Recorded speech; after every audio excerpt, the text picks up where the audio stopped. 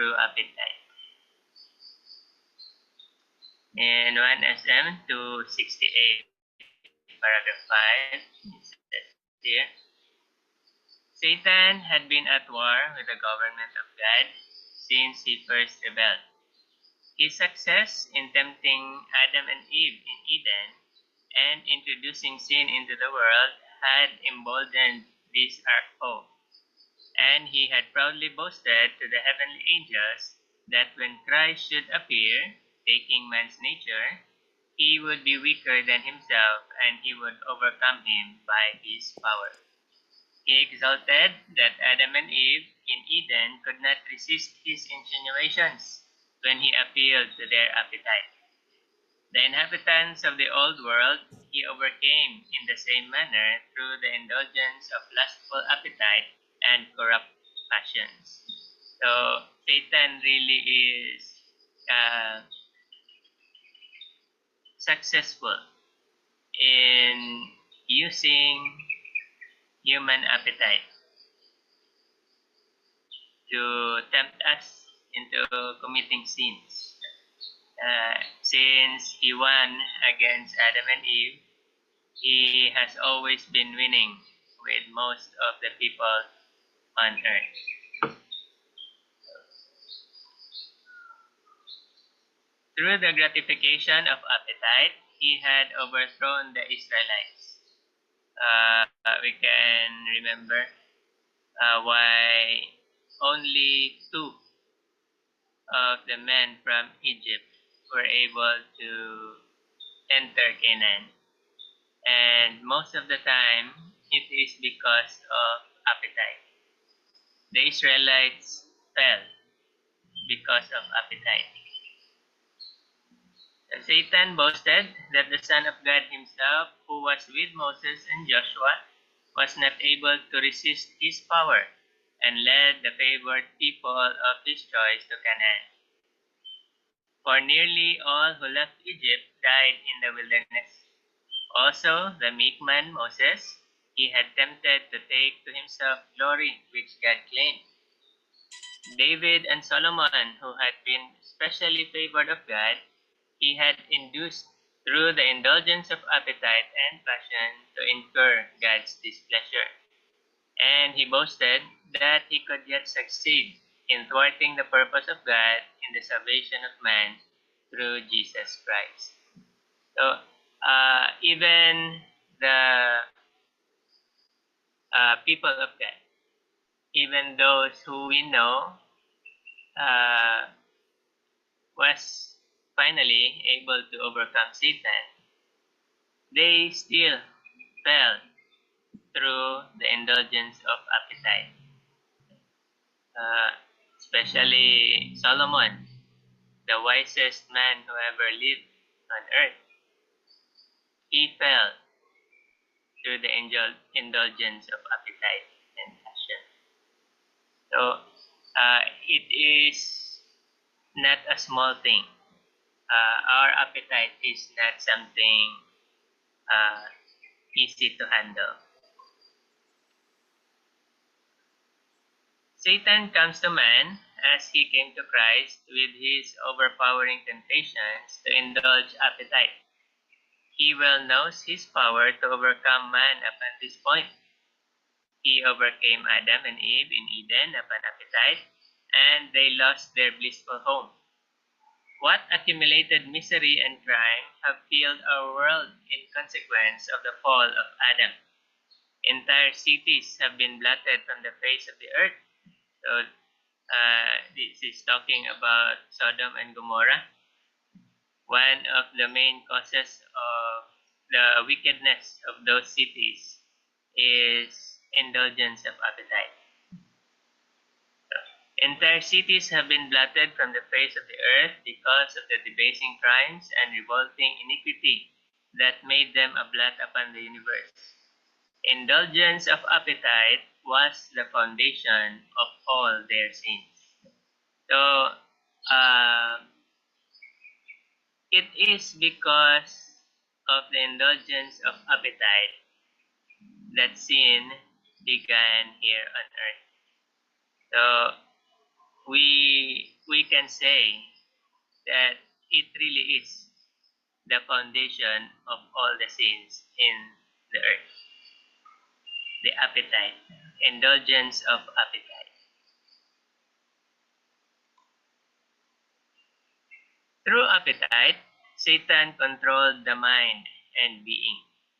So, Satan can come into us through our appetite. He can control our minds. Because of appetite, our minds can become clouded. And when our minds are clouded, it is easy for Satan to insinuate us or to tempt us. He can easily hide his purposes when our minds are clouded. Thousands who might have lived have prematurely passed into their graves, physical, mental, and moral wrecks. Especially in our time today,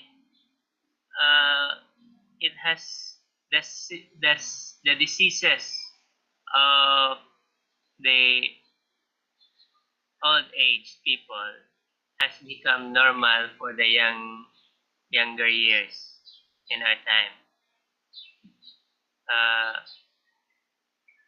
As far as I can remember, when I was younger, high blood pressure only comes when people have grown older. But now, uh, as early as uh, in even in elementary, the age of elementary kids, there are a lot of high blood kids already. And I have heard the news from one of the brethren here in Calacala that there was a kid who was really indulging his appetite. He's very big. Uh, he's already dead. He died already. And it says here, prematurely passed into their graves. At our time, right now, it is really premature. You're still very young. And because of indulging the appetite, a lot of people have become physically, mentally, and morally wrecked. And a lot has died already. They had good powers, but they sacrificed all to the indulgence of appetite, which led them to lay the reins upon the neck of lust.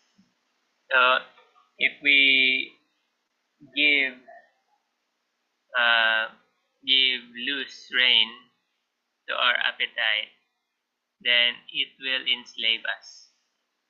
It will enslave us. Satan knows that he cannot overcome man unless he can control his will. He can do this by deceiving man so that he will cooperate with him in transgressing the laws of nature in eating and drinking, which is transgression to the law of God. So, if we have full control of our will, Satan will not be able to overcome us. But he has a way to overcome us, for us to give him the control of our will. And it says here, it is by transgressing the laws of nature in eating and drinking.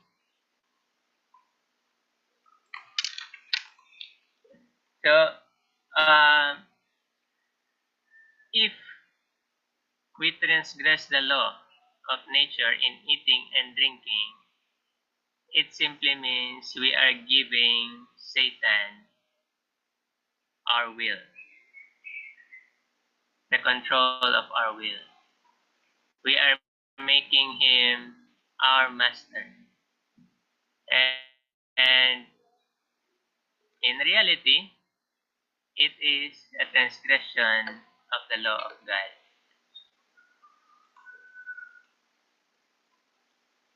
The controlling power of appetite will prove the ruin of thousands, and we already see it. When, if they had conquered on this point, they would have moral power to gain victory over every other temptation of Satan. So, if we really want to win against Satan, we really have to win over our appetite. We have to be able to control our appetite. And we can only do that by giving ourselves to Christ fully. But slaves to appetite will fail in perfecting Christian character.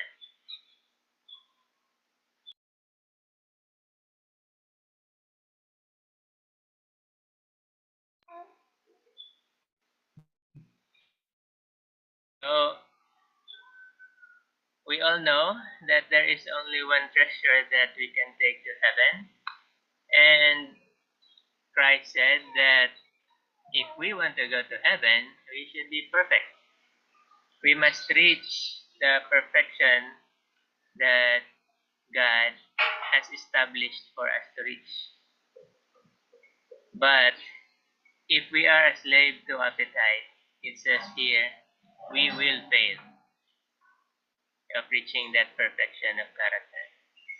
So it is very important, brethren, that we have to overcome our appetites. If we ever want to go to heaven, we have to overcome our appetites.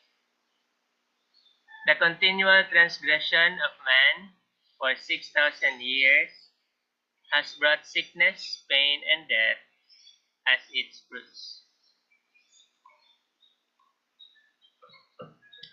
Victory by conquering appetite.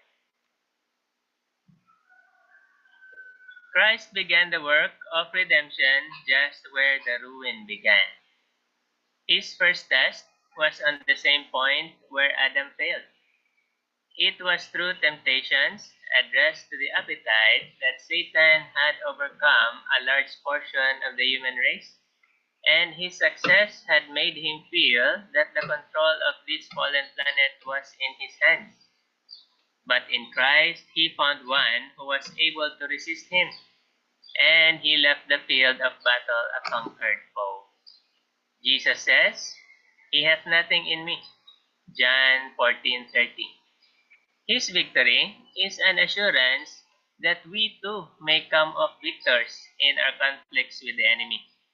But it is not our Heavenly Father's purpose to save us without an effort on our part to cooperate with Christ. We must act our part, and divine power, uniting with our effort, will bring victory. So on our own, we cannot overcome Satan's temptations. But if we put ourselves in the hands of Christ, if we really put in our effort to achieve victory, then God will give us the divine power to overcome also appetite. And since Christ began the work where the ruin began, in following his steps, we must also begin the work in overcoming our appetites. It is an assurance